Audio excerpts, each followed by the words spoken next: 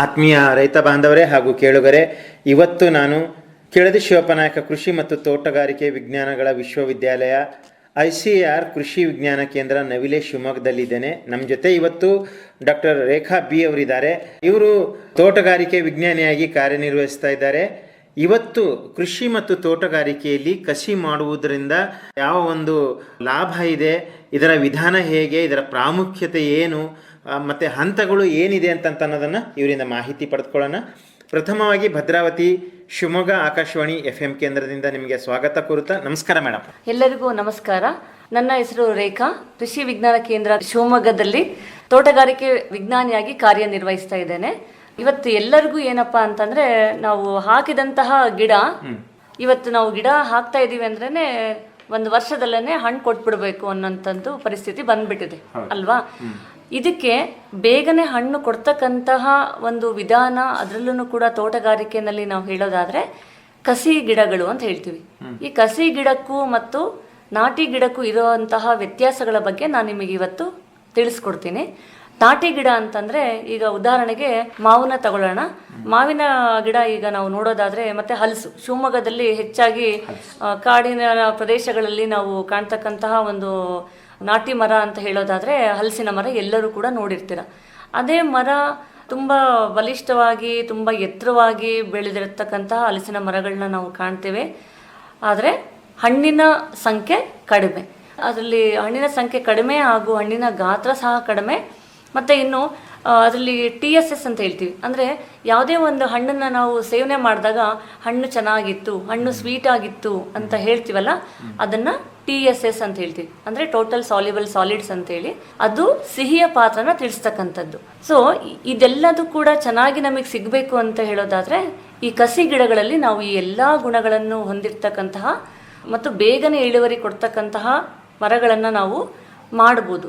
So ಯಾವ ರೀತಿ ನಾವು ಕಸಿ ಗಿಡಗಳನ್ನು ತಯಾರಿಕೆ ಮಾಡೋದು ಅಂತ ಹೇಳೋದಾದರೆ, ಈಗ ನಾಟಿ ಗಿಡಗಳಲ್ಲಿ ಮುಖ್ಯವಾಗಿ ಏನು ಒಂದು ಅಡ್ವಾಂಟೇಜ್ ಅಂತ ಹೇಳೋದಾದರೆ, ಎಷ್ಟೇ ಮಳೆ ಗಾಳಿ ಎಲ್ಲ ಬಂದ್ರೂ ಕೂಡ ನಾಟಿ ಗಿಡಗಳು ಒಂದು ವಾತಾವರಣಕ್ಕೆ ಹೊಂದಿಕೊಂಡು ಸದೃಢವಾದಂತಹ ಬೇರನ್ನು ಮತ್ತು ಬಲಿಷ್ಠವಾದಂತಹ ಕಾಂಡನ ಹೊಂದಿರತಕ್ಕಂತಹ ಮರಗಳು.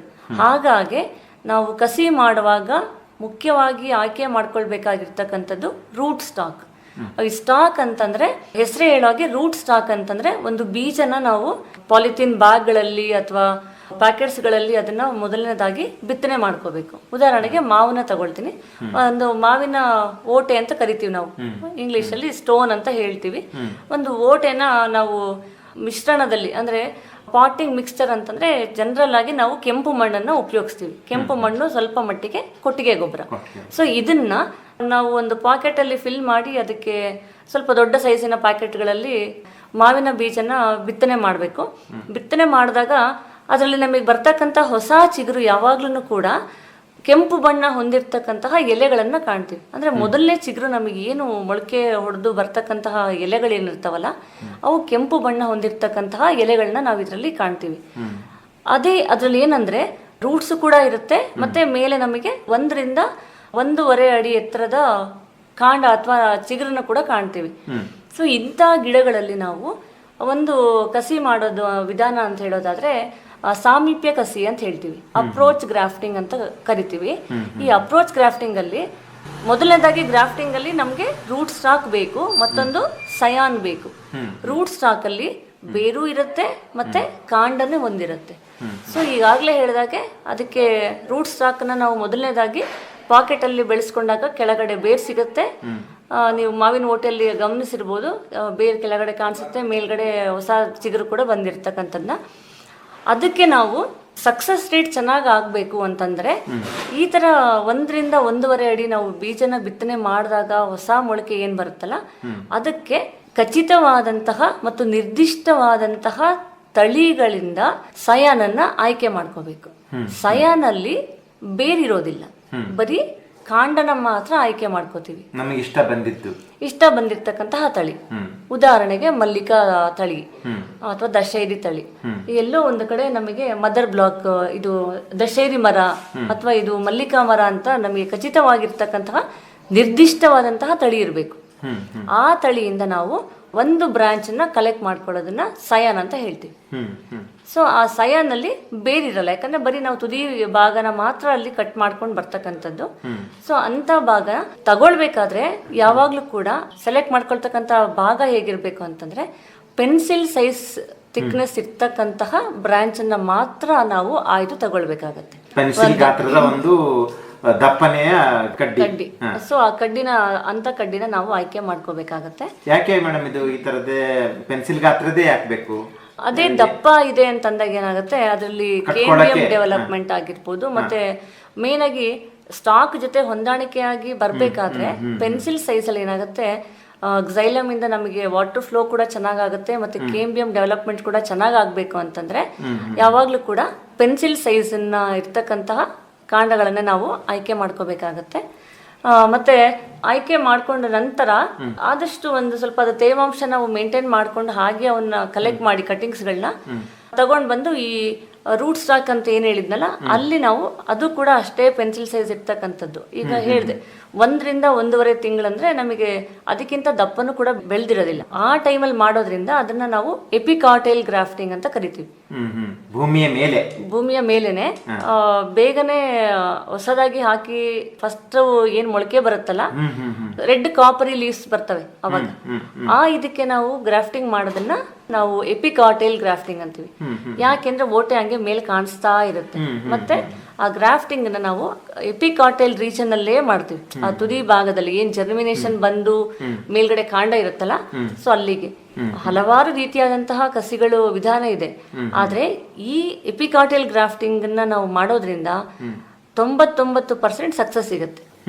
ಸೊ ಹಂಗಾಗಿ ನಾವು ಸುಮ್ಮನೆ ಬಿಸಾಡುವಂತಹ ಒಂದು ಓಟೆಗಳಾಗಿರ್ಬೋದು ಅಥವಾ ನಾಟಿ ಮರದ, ಈಗಾಗಲೇ ಹೇಳಿದೆ ಕಾಡು ಜಾತಿಗಳು ಅಂತೇಳಿ, ಸೊ ಅಂತ ಮರಗಳಿಂದ ಸಿಕ್ಕಂತಹ ಬೀಜಗಳನ್ನ ನಾವು ಸಂಗ್ರಹಿಸಿ ಅವನ್ನ ಕೂಡ ನಾವು ರೂಟ್ ಸ್ಟಾಕ್ ಆಗಿ ಬೆಳೆಸ್ಕೊಂಡು ನರ್ಸರಿಗಳಲ್ಲಿ ಸಹ ಸ್ವತಃ ರೈತರು ಅದಕ್ಕೆ ಖಚಿತವಾದಂತಹ 1 ಅಥವಾ 2 ತಾಯಿ ಮರಗಳು, ಅಂದ್ರೆ ಮಲ್ಲಿಕ ಆಗಿರ್ಬೋದು, ಈಗ ದಶೇರಿ ಆಗಿರ್ಬೋದು, ತೋತಾಪುರಿ ಆಗಿರ್ಬೋದು, ಅದನ್ನ ಬರೀ ಸಯಾನ್ ಪರ್ಪಸ್ಗೆ ಅಂತಾನೆ ಬೆಳೆಸ್ಕೊಂಡು ಅದರಿಂದ ಹಲವಾರು ಸಸಿಗಳ ಸಂಖ್ಯೆನ ಕೂಡ ನಾವು ಹೆಚ್ಚಿಗೆ ಮಾಡ್ಬೋದು, ಮತ್ತೆ ಹೊಸ ಸಸ್ಯಾಭಿವೃದ್ಧಿಗಳನ್ನ ಸಹ ಮಾಡ್ಬೋದು. ಈಗ ಕಸಿ ಮಾಡುವಿಕೆಯ ಒಂದು ವಿಧಾನಗಳಿಗೆ ಬಂದರೆ ಪ್ರಮುಖವಾದ ವಿಧಾನಗಳು ಯಾವುವು, ಮತ್ತೆ ಅದರ ಒಂದೊಂದೇ ವಿಧಾನಗಳ ಬಗ್ಗೆ ಸ್ವಲ್ಪ ಹೇಳ್ಕೊಡ್ತೀರಾ ಮೇಡಮ್? ಮೊದಲನೇದಾಗಿ ವೆಡ್ಜ್ ಗ್ರಾಫ್ಟಿಂಗ್ ಅಂತ ಹೇಳ್ತೀವಿ, ಮತ್ತೊಂದು ವಿಪ್ ಅಂಡ್ ಟಂಗ್ ಕಸಿ ಅಂತ ಹೇಳ್ತೀವಿ, ಮತ್ತೊಂದು ಮೃದುಕಾಂಡ ಕಸಿ ಅಂತ ಹೇಳ್ತೀವಿ, ಇನ್ನೊಂದು ಅಪ್ರೋಚ್ ಗ್ರಾಫ್ಟಿಂಗ್ ಅಂತ ಹೇಳ್ತೀವಿ, ಸೊ ಇನ್ನೊಂದು ಎಪಿಕಾಟೈಲ್ ಗ್ರಾಫ್ಟಿಂಗ್ ಅಂತ ಹೇಳ್ತೀವಿ. ಈ 5 ಕಸಿಗಳಲ್ಲಿ ಎಪಿಕಾಟೈಲ್ ಗ್ರಾಫ್ಟಿಂಗ್ ತುಂಬಾನೇ ಸಕ್ಸಸ್ ಆಗಿರ್ತಕ್ಕಂತಹ ಒಂದು ವಿಧಾನ. ಮತ್ತೆ ಈ ವಿಧಾನನ ನಾವು ಅಳವಡಿಸಿಕೊಂಡಾಗ ಇದರಲ್ಲಿ 90 ರಿಂದ 99% ನಮಗೆ ಸಕ್ಸಸ್ ಕೂಡ ಬರ್ತಕ್ಕಂಥದ್ದು ಕಾಣ್ಬೋದು.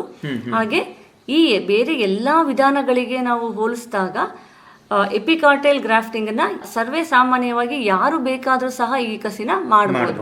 ಯಾಕಂದ್ರೆ ಗ್ರಾಫ್ಟಿಂಗ್ ಮಾಡೋದಕ್ಕೆ ಸ್ಕಿಲ್ಡ್ ಪರ್ಸನ್ಸ್ ಅವಶ್ಯಕತೆ ಇರುತ್ತೆ. ಆದ್ರೆ ಪ್ರತಿಯೊಬ್ರು ಸ್ವತಃ ಎಲ್ಲಾ ರೈತರುಗಳು ಕೂಡ ತಮ್ಮ ಇರ್ತಕ್ಕಂಥ ಜಾಗದಲ್ಲೇನೆ ಅವರು ಒಂದು ಕಸಿ ಮಾಡ್ಬೋದು ಗಿಡಗಳಲ್ಲಿ ಅಂತ ಅನ್ನೋದಾದ್ರೆ ಈ ಎಪಿಕಾಟೈಲ್ ವಿಧಾನನ ಅಳವಡಿಸ್ಕೊಳ್ಳೋದ್ರಿಂದ ನಮಗೆ ಸಕ್ಸಸ್ ರೇಟ್ ಜಾಸ್ತಿ ಬರುತ್ತೆ. ಸೊ ಇದನ್ನ ಈಗಾಗಲೇ ನಾನು ತಿಳಿಸ್ಕೊಟ್ಟಿರೋ ಹಾಗೆ ವಿಧಾನ ಯಾವ ರೀತಿ ಅಂತೇಳಿ, ಈ ತರ ಕಸಿ ಸಯಾನ್ನ ತಗೊಳ್ಬೇಕು ಮತ್ತೆ ರೂಟ್ ಸ್ಟಾಕ್ ನ ತಗೊಳ್ಬೇಕು. ಅದರಲ್ಲಿ ತುದಿಗೆ ನಾವು ಸ್ಲ್ಯಾಂಟ್ ಕಟ್ ಕೊಡಬೇಕು. 2 ಕಡೆನೂ ಪೆನ್ಸಿಲ್ ತರ ನಾವು ಶೇಪ್ ನ ಕಟ್ ಮಾಡ್ಕೊಳ್ಬೇಕಾಗತ್ತೆ. ಕಟ್ ಮಾಡಿ ಈ ರೂಟ್ ಸ್ಟಾಕ್ ಅಲ್ಲಿ ಮಧ್ಯ ಒಂದು ಅಡ್ಡ ಸೀಳ್ ಕೊಡ್ಬೇಕಾಗತ್ತೆ. ಅಡ್ಡ ಸೀಳ್ ಕೊಟ್ಟಾಗ ಈ ಪೆನ್ಸಿಲ್ ತರ ವಿ ಶೇಪ್ ಅಲ್ಲಿ ಏನಿರುತ್ತಲ್ಲ ಆ ವಿ ಶೇಪ್ ಅಲ್ಲಿ ಇರೋದನ್ನ ರೂಟ್ ಸ್ಟಾಕಿಗೆ ಇನ್ಸರ್ಟ್ ಮಾಡ್ಬೇಕಾಗತ್ತೆ. ಮಾಡಿ ಪಾಲಿಥೀನ್ ತೆಳು ಇರ್ತಕ್ಕಂಥ ಒಂದು ಗೇಜ್ನ ನಾವು ಎಷ್ಟೇ ರಬ್ಬರ್ ತರ ಸಹ ಎಳೆದ್ರೂ ಕೂಡ ಎಳೆಯುತ್ತಾ ಇರುತ್ತೆ. ಅಂತ ಒಂದು ಪಾಲಿಥೀನ್ ಶೀಟ್ ನ ತಗೊಂಡು ಅದನ್ನ ಟೈಟ್ ಆಗಿ ಕಟ್ಟಬೇಕು. ಸೊ ಕಟ್ಟಿದ ನಂತರ ಈ ಮೇಲ್ಗಡೆ ನಾವೇನು ನಿರ್ದಿಷ್ಟವಾದಂತಹ ತಳಿ ಮಲ್ಲಿಕಾ ಅಂತ ಏನ್ ಹೇಳಿದ್ನಲ್ಲ, ಆ ಮಲ್ಲಿಕಾ ಸಯಾನ್ ಅಲ್ಲಿ ನಾವು ಕಸಿ ಕಟ್ಟೋದಕ್ಕಿಂತ ಮುಂಚಿತವಾಗಿ ಅದ್ರಲ್ಲಿ ಇರ್ತಕ್ಕಂಥ ಎಲ್ಲಾ ಎಲೆಗಳನ್ನ ನಾವು ತೆಗಿಬೇಕಾಗತ್ತೆ.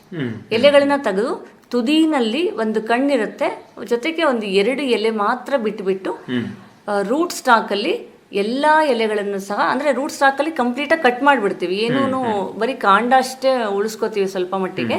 ರೂಟ್ ಸ್ಟಾಕಲ್ಲಿ ಕಾಂಡ ಅಷ್ಟೇ ನಾವು ಉಳಿಸ್ಕೊಳ್ತೀವಿ. ಅದೇ ಸಯಾನಲ್ಲಿ ಏನಾಗುತ್ತೆ, ಮೇಲ್ಗಡೆ ನಮಗೆ ವಿ ಶೇಪಲ್ಲಿ ಆ ಥರ ಕಟ್ ಮಾಡ್ಕೊಳ್ಳೋದ್ರಿಂದ 1-2 ಎಲೆಗಳನ್ನು ಅದರಲ್ಲಿ ಬಿಟ್ಕೊಳ್ಳೋದ್ರಿಂದ ಅದನ್ನ ಕ್ಯೂರಿಂಗ್ ಅಂತ ಕೂಡ ಕರಿತೀವಿ. ಸೊ ಅವಾಗ ಏನಾಗುತ್ತೆ, ಅದ್ರ ಮೇಲ್ಗಡೆ ಈ ಐಸ್ ಕ್ರೀಮ್ ಮುಂಚೆ ಎಲ್ಲ ಕ್ಯಾಂಡಿ ಬರ್ತಾ ಇತ್ತಲ್ಲ, ಟೋಪಿ ಹಾಕೋದು ಅಂತ ಹೇಳ್ತೀವಿ. ಸೊ ಅದನ್ನ ಮೇಲೆ ನಾವು ಟೋಪಿ ಹಾಕೋದ್ರಿಂದ ಯಾಕೆ ಆ ಥರ ಕ್ಯಾಪಿಂಗ್ ಮಾಡೋದ್ರಿಂದ ಏನಂದ್ರೆ ಟ್ರಾನ್ಸ್ಪಿರೇಷನ್ ಲಾಸ್ ಅನ್ನ ಕೂಡ ನಾವು ಅದರಲ್ಲಿ ತಡೆಗಟ್ಬೋದು. ಮತ್ತೆ ಈ ಪ್ಯಾಕೆಟಿಂದ ಸಿಗ್ತಕ್ಕಂತಹ ಪೋಷಕಾಂಶ ಆಗಿರ್ಬೋದು, ಮತ್ತೆ ನ್ಯೂಟ್ರಿಯೆಂಟ್ಸ್ ಆಗಿರ್ಬೋದು, ಮತ್ತೆ ತೇವಾಂಶ ಆಗಿರ್ಬೋದು, ಅದೆಲ್ಲದೂ ಮುಂದೆ ಗ್ರೋಯಿಂಗ್ ಟಿಪ್ಪಿಗೆ ಸಿಗೋದ್ರಿಂದ ಅಲ್ಲಿ ಇರ್ತಕ್ಕಂತಹ ಕಣ್ಣು ನಮಗೆ ಚಿಗುರೊಡೆಯೋದಕ್ಕೆ ಶುರು ಆಗುತ್ತೆ. ಸೊ ಯಾವಾಗ ಹೊಸ ಎಲೆಗಳು ನಮಗೆ ಪ್ರಾರಂಭ ಆಗುತ್ತೆ ಆವಾಗ ನಮಗೆ ಆ ಕಸಿ ಸಕ್ಸಸ್ ಆಗಿದೆ ಅಂತಕ್ಕಂಥದ್ದನ್ನ ನಾವು ಖಚಿತಪಡಿಸ್ಕೊಳ್ಬೋದು. ಹಾಗಿದ್ರೆ ಇದನ್ನ ನಾವು ಕಸಿನ ನಾವು ಟೈಟಾಗಿ ಕಟ್ಟಿದ ನಂತರ ಎಲ್ಲಿ ಇಡಬೇಕು ಅನ್ನೋದನ್ನ ಹೇಳೋದಾದ್ರೆ, ಪಾಲಿ ಹೌಸ್ಗಳಲ್ಲಿ ನಾವು ಈ ಥರ ಅಥವಾ ಶೇಡ್ ಹೌಸ್ಗಳಲ್ಲಿ ನಾವು ಈ ಥರ ಕಸಿ ಕಟ್ಟಿದಂತಹ ಗಿಡಗಳನ್ನ ಇಡೋದ್ರಿಂದ ಬೇಗನೆ ಕಸಿನಲ್ಲಿ ಸಕ್ಸಸ್ ಬರ್ತಕ್ಕಂಥದ್ದನ್ನ ಕೂಡ ನಾವು ಇದರಲ್ಲಿ ಕಾಣ್ಬೋದು. ಈಗ ಇದರಲ್ಲಿ ಮತ್ತೊಂದು ಪ್ರಮುಖ ವಿಷಯ ಅಂತಂದ್ರೆ ಮೊಗ್ಗು ಕಸಿ ಮಾಡೋದು ಅಥವಾ ಬಡ್ಡಿಂಗ್ ಅಂತ ಹೇಳ್ತಾರೆ. ಇದ್ರ ಬಗ್ಗೆ ಒಂದು ಸ್ವಲ್ಪ ಹೇಳ್ತೀರಾ ಮೇಡಮ್? ಈಗ ತೋಟಗಾರಿಕೆ ಬೆಳೆಗಳಲ್ಲಿ ಸಸ್ಯಾಭಿವೃದ್ಧಿ ಒಂದು ಪ್ರಮುಖ ಪಾತ್ರ. ಈ ಸಸ್ಯಾಭಿವೃದ್ಧಿ ಅಂತಂದ್ರೆ ಸರ್ವೇ ಸಾಮಾನ್ಯವಾಗಿ ಪ್ರತಿಯೊಬ್ಬರಿಗೂ ಗೊತ್ತಿರ್ತಕ್ಕಂಥದ್ದು ಒಂದು ಬೀಜದಲ್ಲಿ ನಾವು ಗಿಡಗಳನ್ನ ಬೆಳೆಸ್ತಕ್ಕಂಥದ್ದು, ಅದನ್ನ ಸೀಡ್ ಮೆಥಡ್ ಅಂತ ಹೇಳ್ತೀವಿ. ಇನ್ನೊಂದು ವೆಜಿಟೇಟಿವ್ ಮೆಥಡ್ ಅಂತ ಹೇಳ್ತೀವಿ. ಸೊ ವೆಜಿಟೇಟಿವ್ ಮೆಥಡ್ ಅಲ್ಲಿ ನಾವು ಸಸ್ಯಾಭಿವೃದ್ಧಿ ಮಾಡ್ತಕ್ಕಂಥದ್ದು ಒಂದು ಈಗಾಗಲೇ ತಿಳಿಸಿದಾಗೆ ಕಸಿ, ಅದನ್ನ ಗ್ರಾಫ್ಟಿಂಗ್ ಅಂತ ಹೇಳ್ತೀವಿ. ಮತ್ತೊಂದು ಕಣ್ಣು ಕಸಿ ಅಂತ ಹೇಳ್ತೀವಿ. ಈ ಕಣ್ಣು ಕಸಿ ಅಂದ್ರೆ ಬಡ್ಡಿಂಗ್ ಅಂತ ಹೇಳಿ. ಸೊ ಈ ಬಡ್ಡಿಂಗ್ ಅನ್ನ ಎಲ್ಲಿ ನಾವು ಮಾಡ್ತೀವಿ ಅಂತ ಹೇಳೋದಾದ್ರೆ, ಮುಖ್ಯವಾಗಿ ರೋಸ್ ಗಿಡಗಳಲ್ಲಿ ಮತ್ತೆ ರಬ್ಬರ್ ಗಿಡಗಳಲ್ಲಿ ಗ್ರಾಫ್ಟಿಂಗಿಗೂ ಮತ್ತೆ ಬಡ್ಡಿಂಗಿಗೂ ಇರೋ ವ್ಯತ್ಯಾಸ ಏನಂತಂದ್ರೆ, ಇಲ್ಲಿ ಬರೀ ಕಣ್ಣನ್ನ ಮಾತ್ರ ತೆಗಿತೀವಿ ಕಣ್ಣು ಕಸಿಗಳಲ್ಲಿ. ಅಂದ್ರೆ ಮೊಳಕೆ ಬರ್ತಕ್ಕಂಥ ಒಂದು ಸಣ್ಣ ಕಣ್ಣಂತ ಅಥವಾ ಚಿಗುರು ಬರ್ತಕ್ಕಂಥ ಜಾಗ ಅಂತ ಏನಂತೀವಲ್ಲ, ಅದು ಒಂದು ಎಲೆಯ ಪಕ್ಕದಲ್ಲಿ ಇರುತ್ತೆ, ದಪ್ಪವಾಗಿ ಒಂದು ಸ್ವಲ್ಪ ಹಸಿರು ಬಣ್ಣದಲ್ಲಿ ಇರ್ತಕ್ಕಂಥ ಒಂದು ಕಣ್ಣು.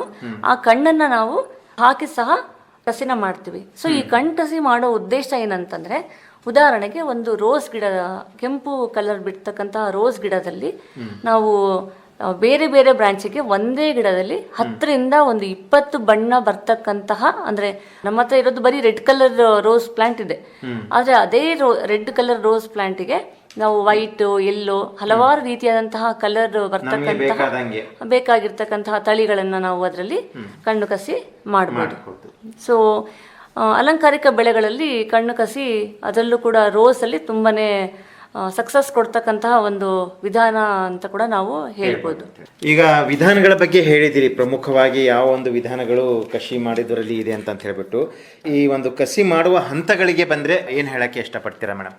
ಈಗ ಹಂತ ಅಂತಂದಾಗ ಮೊದಲನೇದಾಗೆ ನಾವು ಯಾವಾಗ್ಲೂ ಕೂಡ ಸಯಾನ್ ತಗೊಳ್ಬೇಕಾದ್ರೆ ಅದರಲ್ಲೂ ಕೂಡ ಆರೋಗ್ಯಕರವಾಗಿರ್ತಕ್ಕಂತಹ ಗಿಡಗಳನ್ನ ನಾವು ಆಯ್ಕೆ ಮಾಡ್ಕೊಳ್ತಕ್ಕಂಥದ್ದು. ಸೊ ಅದರಲ್ಲಿ ಈಗ ನಾವು ಸಯಾನ್ನ ತಗೊಳ್ತಾ ಇದ್ದೀವಿ ಅಂತಂದ್ರೆ ಅದು ಆರೋಗ್ಯಕರವಾಗಿರ್ತಕ್ಕಂತಹ ಕೊಂಬೆ ಅಥವಾ ರೆಂಬೆ ಆಗಿರ್ಬೇಕು, ಮತ್ತೆ ರೋಗ ಮುಕ್ತವಾಗಿರ್ಬೇಕು. ಸೊ ಅಂತ ಮರಗಳಿಂದ ಮೊದಲನೇದಾಗಿ ನಾವು ಅಂತ ಗಿಡಗಳನ್ನ ಆಯ್ಕೆ ಮಾಡ್ಕೋಬೇಕು. ಸೆಕೆಂಡ್ ಎರಡನೇ ಹಂತ ಅಂತ ಹೇಳೋದಾದ್ರೆ ಕಟ್ಟಿಂಗ್ನ ತಗೊಳ್ತೀವಿ ಅಂತ ಆರೋಗ್ಯವಂತ ಮರಗಳಿಂದ ಸಯಾನ್ ಪರ್ಪಸ್ಗೆ. ಸೊ ಅಲ್ಲಿ ನಾವು ಕಟ್ಟಿಂಗ್ ತಗೊಳ್ಬೇಕಾದ್ರೆ ಯಾವಾಗ್ಲೂ ಕೂಡ ಈಗಾಗಲೇ ತಿಳಿಸಿದಾಗೆ ಪೆನ್ಸಿಲ್ ಸೈಜ್ ಹೊಂದಿರ್ತಕ್ಕಂತಹ ಕಾಂಡಗಳನ್ನ ನಾವು ಆಯ್ಕೆ ಮಾಡ್ಕೋಬೇಕಾಗತ್ತೆ.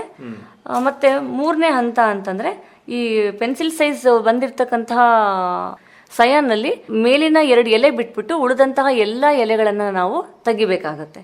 ಸೊ ತೆಗೆದ ನಂತರ ಅದನ್ನ ಬೇರು ಕಾಂಡ ಅಂತ ಏನ್ ಹೇಳಿದ್ನಲ್ಲ, ರೂಟ್ ಸ್ಟಾಕ್ ಅಂತ ಹೇಳಿ, ಆ ಬೇರು ಕಾಂಡಕ್ಕೆ ಈ ಕಸಿ ಕೊಂಬೆನ ನಾವು ಜೋಡಣೆ ಮಾಡ್ತಕ್ಕಂಥದ್ದು, ಅದನ್ನ ಜಾಯಿಂಟ್ ಮಾಡ್ತಕ್ಕಂಥದ್ದು. ಸೊ ಅದು ಮೂರನೇ ಹಂತ. ಇನ್ನು 4ನೇ ಹಂತ, ಅದು ಜಾಯಿಂಟ್ ಮಾಡಿದಾಗ ಯಾವುದೇ ತರದ ಮಳೆ, ನೀರು ಅಥವಾ ಗಾಳಿ ಕೂಡ ಅದ್ರೊಳಗಡೆ ಹೋಗ್ಬಾರ್ದು. ಮಳೆ ಹೋದ್ರೆ ಏನಾಗುತ್ತೆ, ಕೊಳ್ತೋಗುತ್ತೆ. ಅದೇ ಗಾಳಿ ಹೋಯ್ತು ಅಂತಂದ್ರೆ ಗಿಡದ ಸಕ್ಸಸ್ ಬರೋದಿಲ್ಲ. ಸೊ ಅದನ್ನ ಸರಿಪಡಿಸೋದಕ್ಕೆ ಅದನ್ನ ಸರಿಯಾದ ರೀತಿಯಲ್ಲಿ ಟೈಟ್ ಆಗಿ ಕಟ್ಟಬೇಕು. ಸೊ ಕಟ್ಟೋದಕ್ಕೆ ಪಾಲಿಥೀನ್ ಕವರ್ನ ನಾವು ಅದು ನೀಟಾಗಿ ಒಂದು ಸಣ್ಣ ಗೇಜಲ್ಲಿ ಎಳೆದ್ರೆ ಅದು ಟೈಟಾಗಿ ಬರುತ್ತೆ. ಸೊ ಅದನ್ನ ಕಟ್ಟೋದ್ರಿಂದ ಕೂಡ ನಮಗೆ ಒಳ್ಳೆಯ ಸಕ್ಸಸ್ ಸಿಗ್ತಕ್ಕಂಥದ್ದನ್ನ ಕಾಣ್ಬೋದು. ಸೊ ಇದಿಷ್ಟು ಮುಖ್ಯವಾದ ಹಂತಗಳು ಹಂತಗಳು, ಮತ್ತು ವಿಧಾನಗಳು. ಆಮೇಲೆ ಮೇಡಮ್, ಈಗ ಪ್ರಾಯೋಗಿಕವಾಗಿ ಬಂದರೆ ಈ ಕಸಿ ಮಾಡುವ ವಿಧಾನಗಳಲ್ಲಿ ಯಾವುದು ಪ್ರಚಲಿತದಲ್ಲಿದೆ ಮೇಡಮ್ ಸದ್ಯ? ಇವಾಗ ತುಂಬಾನೇ ಫಾಸ್ಟ್ ಆಗಿ ನಮಗೆ ಕಸಿ ಸಕ್ಸಸ್ ಬೇಕು ಅಂತ ಅಂದ್ರೆ ಇನ್ನೊಂದು ಲೇಯರಿಂಗ್ ಅಂತ ಇದೆ. ಸೊ ಎಲ್ಲರೂ ಕೂಡ ಏರ್ ಲೇಯರಿಂಗ್ ಅಂತ ಕೇಳಿರ್ತೀರ, ಅಥವಾ ಗೂಟಿ ಕಸಿ ಅಂತ ಕೂಡ ಹೇಳ್ತೀವಿ. ಏರ್ ಲೇಯರಿಂಗ್ ಅಂತಂದ್ರೆ ಇದಕ್ಕೆ ಬೇಕಾಗಿರ್ತಕ್ಕಂಥದ್ದು ಸ್ಪ್ಯಾಗ್ನಮ್ ಮಾಸ್. ಸೊ ನಮ್ಮ ಹತ್ರ ಒಂದು ಮರ ಇದೆ ಅಂತಂದ್ರೆ, ಅಂದ್ರೆ ಚೆನ್ನಾಗಿ ಸದೃಢವಾದಂತಹ ಒಂದು 8 ರಿಂದ 10 ವರ್ಷ ಹೊಂದಿರತಕ್ಕಂತಹ ಒಂದು ತಾಯಿ ಮರ ಇದೆ ಅಂತಂದ್ರೆ, ಆ ಒಂದು ಮರದಿಂದ ಕನಿಷ್ಠ ನಾವು 1,000 ಗಿಡಗಳನ್ನ ನಾವು ಪಡಿಬಹುದು. ಸೊ ಎಲ್ಲಾ ಬ್ರಾಂಚಸ್ಗಳಿಗೂ ಕೂಡ ನಾವು ಸ್ಪ್ಯಾಗ್ನಮ್ ಮಾಸನ್ನ ಉಪಯೋಗಿಸ್ಬಿಟ್ಟು ಬ್ರಾಂಚಸ್ಗಳಲ್ಲಿ, ಸೊ ಅಲ್ಲಿ 2 ರಿಂದ 3 ಸೆಂಟಿಮೀಟರ್ ಅಷ್ಟು ಜಾಗನ ನಾವು ಒಂದು ಪೆನ್ಸಿಲ್ ಸೈಜ್ ಹೊಂದಿರತಕ್ಕಂಥ ಬ್ರಾಂಚ್ಗಳಲ್ಲಿ ಮೇಲಿನ ತೊಗಟೆನ ತೆಗೆಯೋದು. ತೊಗಟೆ ತೆಗೆದಂತಹ ಭಾಗಕ್ಕೆ ಈ ಸ್ಪ್ಯಾಗ್ನಮ್ ಮಾಸನ್ನ ಹಾಕ್ಬಿಟ್ಟು 2 ಕಡೆ ಪ್ಲಾಸ್ಟಿಕ್ ಕವರನ್ನ ನಾವು ಸುತ್ತಬಿಟ್ಟು 2 ಕಡೆ ಕಟ್ಟೋದ್ರಿಂದ ಹೊಸ ಬೇರಿನ ಬೆಳವಣಿಗೆ. ಸ್ಪ್ಯಾಗ್ನಮ್ ಮಾಸ್ ಒಂದ್ಸಲ ನೀರೊಳಗೆ ನಾವು ಅದನ್ನ ಅದ್ಬಿಟ್ಟು ಕಂಪ್ಲೀಟ್ ಆಗಿ ಅದರಿಂದ ನೀರನ್ನ ತೆಗೆದ್ಬಿಟ್ಟು ಪ್ಲಾಸ್ಟಿಕ್ಗೆ ಹಾಕಿ ಕಾಂಡಕ್ಕೆ ಕಟ್ಟಬೇಕು. ಸೊ 1.5 ರಿಂದ 2 ತಿಂಗಳಲ್ಲಿ ಆ ಸ್ಪ್ಯಾಗ್ನಮ್ ಮಾಸಿಂದ ನಮಗೆ ಹೊಸ ಬೇರಿನ ಬೆಳವಣಿಗೆ ಕಾಣ್ತಕ್ಕಂಥದ್ದನ್ನ ನಾವು ನೋಡ್ಬೋದು. ಅದಾದ ನಂತರ ಆ ಸಕ್ಸಸ್ ಆಗಿದೆ ಅಂತಕ್ಕಂಥದ್ದು ನಾವು ಖಚಿತಪಡಿಸ್ಕೊಳ್ಬಹುದು. ಮತ್ತೆ ಈ ತರ ಕಸಿಯಿಂದ ನಮಗೆ ಕಸಿ ಮಾಡಿದಂತಹ 2 ತಿಂಗಳಿಗೆ 2 ರಿಂದ 3 ವರ್ಷ ಆಗಿರ್ತಕ್ಕಂಥ ಗಿಡಗಳು ದೊರಕ್ತವೆ.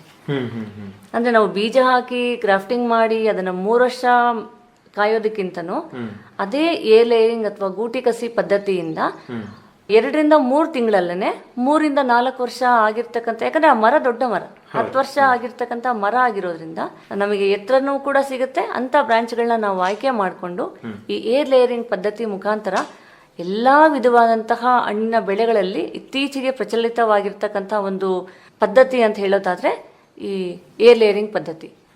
ಇದರಲ್ಲಿ ಫಿಗ್ ಆಗಿರ್ಬೋದು, ಪೊಮೊಗ್ರಾನೆಟ್ ಆಗಿರ್ಬೋದು, ಗಾವಾ ಆಗಿರ್ಬೋದು. ಸೊ ಈ ಎಲ್ಲಾ ಬೆಳೆಗಳಲ್ಲಿ ಮುಖ್ಯವಾಗಿ ಅನುಸರಿಸ್ತಕ್ಕಂಥ ಒಂದು ಪ್ರಮುಖವಾದ ವಿಧಾನ ಅಂತ ಹೇಳೋದಾದ್ರೆ ಏರ್ ಲೇಯರಿಂಗ್. ಇದುವರೆಗೆ ತಾವು ಕೃಷಿ ಮತ್ತು ತೋಟಗಾರಿಕೆ ಬೆಳೆಗಳಲ್ಲಿ ಕಸಿ ಮಾಡುವುದು ಕುರಿತು ತಾವು ಹೇಳಿದಿರಿ. ಅದರ ವಿಧಾನ ಮತ್ತೆ ಹಂತಗಳು ಯಾವುದಿದೆ ಅಂತ ಅನ್ನೋದನ್ನ ಸಂಪೂರ್ಣವಾಗಿ ನಮ್ಮ ರೈತ ಬಾಂಧವರಿಗೆ ತಿಳಿಸ್ಕೊಟ್ಟಿದ್ದೀರಿ ಮೇಡಮ್. ಈಗ ನಾವು ಆರ್ಥಿಕ ಲಾಭಕ್ಕೆ ಬಂದರೆ ಅಥವಾ ಪ್ರಯೋಜನಗಳಿಗೆ ಬಂದರೆ, ಕಸಿ ಮಾಡುವುದರಿಂದ ನಮಗೆ ಏನು ಲಾಭ ನಮ್ಮ ರೈತರಿಗೆ, ಅವರ ಆದಾಯದಲ್ಲಾಗಿರಲಿ ಅಥವಾ ಗುಣಮಟ್ಟದಲ್ಲಾಗಿರಲಿ ಮತ್ತು ಒಂದು ಇಳುವರಿಯ ಪ್ರಮಾಣದಲ್ಲಾಗಿರಲಿ ಹೇಳ್ಬೋದಾ ಮೇಡಮ್? ಈಗ ನಾಟಿ ಗಿಡದಲ್ಲಿ ನಾವು ಬೀಜದಿಂದ ಒಂದು ಮರನ ತಗೊಂಡ್ರೆ 10 ವರ್ಷ ಬೇಕು ನಮಗೆ ಹಣ್ಣು ಬಿಡೋದಕ್ಕೆ. ಅದೇ ಕಸಿ ಗಿಡಗಳಲ್ಲಿ ನಮಗೆ ಕನಿಷ್ಠ 3 ರಿಂದ 5 ವರ್ಷದಲ್ಲೇ ಇಳುವರಿ ಕೊಡ್ತಕ್ಕಂಥದ್ದನ್ನ ನಾವು ಕಾಣ್ಬೋದು. ಉದಾಹರಣೆಗೆ ಸೀಬೆ ಗಿಡದಲ್ಲಿ ಕಸಿ ಮಾಡಿದಂತಹ ಗಿಡಗಳಲ್ಲಿ ನಾವು 2 ವರ್ಷಕ್ಕೆ ಇಳುವರಿನ ತಗೊಳ್ಬಹುದು. ಸೊ ಮೊದಲನೇದಾಗಿ ಅಧಿಕವಾದಂತಹ ಇಳುವರಿ, ಮತ್ತೆ ಗುಣಮಟ್ಟದ ಹಣ್ಣುಗಳು, ಮತ್ತೆ ಬೇಗನೆ ಇಳುವರಿ ಕೊಡ್ತಕ್ಕಂತಹ ಮರಗಳನ್ನ ನಾವು ಇದರಲ್ಲಿ ಕಾಣ್ಬೋದು. ಸೊ ಕಸಿ ಮಾಡೋದ್ರಿಂದ ನಮಗೆ ಹೆಚ್ಚಿನ ಸಂಖ್ಯೆಯಲ್ಲಿ ಹಣ್ಣುಗಳು ಕೂಡ ದೊರಕ್ತವೆ. ಮತ್ತೆ ಅವು TSS ಅಂತ ಹೇಳಿದ್ರೆ ಉತ್ತಮ ಗುಣಮಟ್ಟ ಹೊಂದಿರತಕ್ಕಂತಹ ಹಣ್ಣುಗಳು, ಮತ್ತೆ ಹಾಗೆ ಅವು ದೂರದ ಮಾರುಕಟ್ಟೆಗೆ ಸಾಗಾಣಿಕೆ ಮಾಡಲು ಕೂಡ ಯೋಗ್ಯವಾದಂತಹ ಹಣ್ಣುಗಳು ಕೂಡ ದೊರಕುತ್ತೆ. ಹಾಗೆ ಬೇಗನೆ ಮತ್ತು ಅಧಿಕ ಇಳುವರಿ ಕೊಡ್ತಕ್ಕಂತಹ ಗಿಡಗಳು ಕೂಡ ನಮಗೆ ಇದರಿಂದ ಸಿಗ್ತಕ್ಕಂಥದ್ದನ್ನ ನಾವು ಕಾಣ್ಬೋದು. ಧನ್ಯವಾದ ಮೇಡಮ್. ಇದುವರೆಗೆ ತಾವು ಕೃಷಿ ಮತ್ತು ತೋಟಗಾರಿಕೆ ಬೆಳೆಯಲ್ಲಿ ಕಸಿ ಮಾಡುವುದರಿಂದ ಏನು ಒಂದು ಲಾಭ ಆಗ್ತದೆ, ವಿಧಾನಗಳು ಏನಿದಾವೆ, ಹಂತಗಳು ಯಾವುವು ಇದಾವೆ ಅಂತ ಅನ್ನೋದನ್ನ ಸಂಪೂರ್ಣ ನಮ್ಮ ರೈತ ಬಾಂಧವರಿಗೆ, ಕೇಳುಗರಿಗೆ ತಾವು ತಿಳಿಸ್ಕೊಟ್ಟಿದ್ದೀರಾ. ಹೆಚ್ಚಿನ ಮಾಹಿತಿ ಪಡೆಯುವುದಾದರೆ ತಮ್ಮ ದೂರವಾಣಿ ಸಂಖ್ಯೆ ಕೊಡಿ ಮೇಡಮ್. 9449236638 944 923 6638. ಧನ್ಯವಾದಗಳು. ರೈತ ಬಾಂಧವರೇ ಹಾಗೂ ಕೇಳುಗರೆ, ಪ್ರತಿದಿನ ಸಂಜೆ 6:50ಕ್ಕೆ ಮೂಡಿಬರುವ ಕೃಷಿ ರಂಗ ಕಿಸಾನ್ವಾಣಿ ಕಾರ್ಯಕ್ರಮ ಭದ್ರಾವತಿ ಕೇಂದ್ರದಿಂದ ಯಾವ ರೀತಿಯಾಗಿ ಮೂಡಿ ಬರ್ತಾ ಇದೆ, ಮತ್ತು ಈ ಕಾರ್ಯಕ್ರಮದ ಕುರಿತು ನಿಮ್ಮ ಅನಿಸಿಕೆ, ಅಭಿಪ್ರಾಯ, ಸಲಹೆ, ಸೂಚನೆ ಏನಾದರೂ ಇದ್ದಲ್ಲಿ ನಮ್ಮ ವಾಟ್ಸಪ್ ನಂಬರಿಗೆ ಇದನ್ನು ನೀವು ಬರೆದು ತಿಳಿಸಬಹುದು.